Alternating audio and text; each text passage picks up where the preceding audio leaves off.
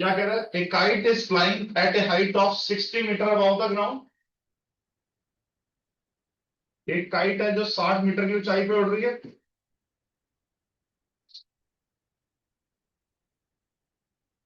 The string attached to the kite is temporarily tied to a point on the ground. ठीक है, यहाँ पे ए में काइट है, इससे डोरा बांधी गई है, धागा बोलते हैं, डोरी। ठीक है, और और ये एंगल कितना बना रही है ग्राउंड के साथ? 60 डिग्री का। पढ़ो ध्यान से। The string attached to the kite is temporarily tied to a point on the ground. The inclination of the string with the ground is 60 degree.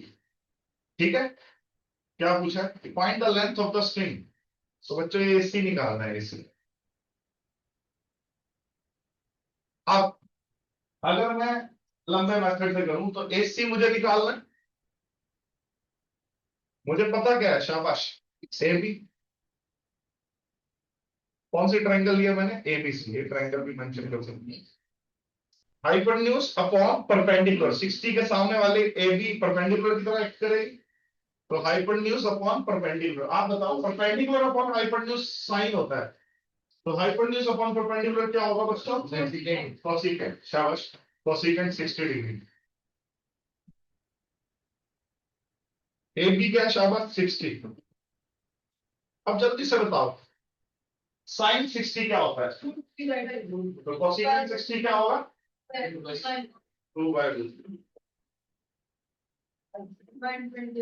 120/√3। अब बच्चों एक चीज और कर सकते हो आप, रैशनलाइज। क्या कर सकते हो? अब रैशनलाइज नहीं कर सकते हो या 120 को 3 के मल्टीपल में ब्रेक कर लो, 3 × 40।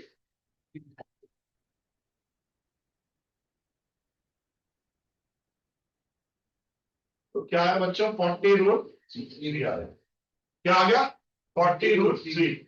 तो हमारे को आंसर पता लग गया, 40√3। यही पूछा हुआ था।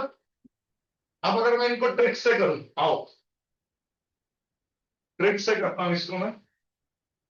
सर आपने ये बताया था एक 90 है एक 60 है, तो बचा हुआ 30।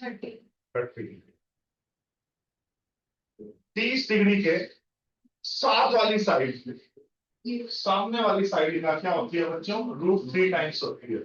तो मेरे से अगर सामने वाली साइड पूछी होती BC, तो ये 60/√3 होगी।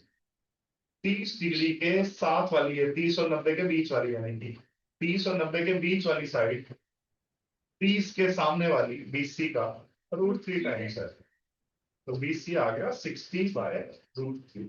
और डायरेक्ट करो आप, अगर शॉर्टकट लगा रहे तो भाई ये इसका √3 टाइम्स है 60 और 30 के सामने वाली साइड हाइपोटेन्यूज का आधा होती है, तो 60/√3 किसका आधा है? 120/√3। तो 120/√3 जिसको रैशनलाइज करके या सॉल्व करके क्या आया? 40√3।